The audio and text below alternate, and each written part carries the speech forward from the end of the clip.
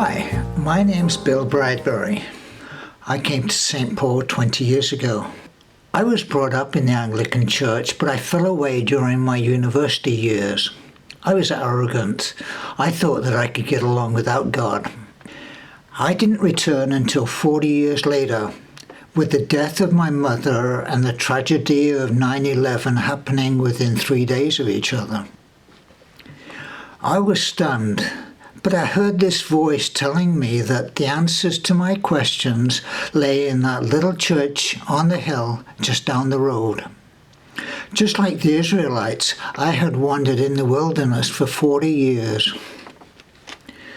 For the past 18 years, I've been working in the AV ministry.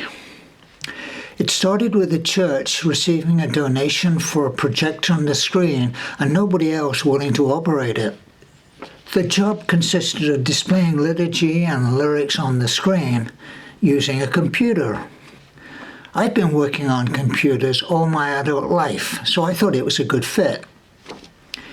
At the time, I thought I was accepting the challenge so that the investment wouldn't be wasted, but now I'm willing to concede that it was a calling from a much higher authority.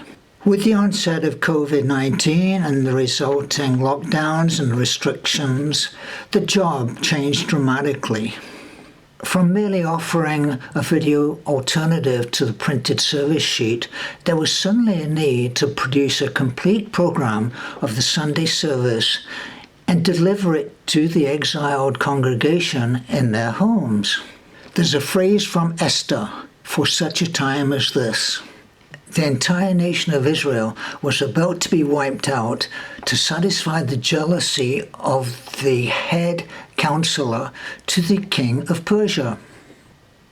Mordecai, one of the exiles, convinced his cousin, Queen Esther, that she was in a unique position to influence the king and save her people, who felt abandoned, by saying, "Who knows but that you have come to royal position for such a time as this?" I found strength in the thought that God might have put me in a similar unique position for such a time as this, to influence the provision of comfort to his people of St. Paul's when otherwise they might feel abandoned. God has been good. Even through these dark days of COVID-19, he's enabled this ministry to succeed. We've been his hands and his feet in bringing his word to his virtual flock. Not in our strength, but in his. Praise the Lord.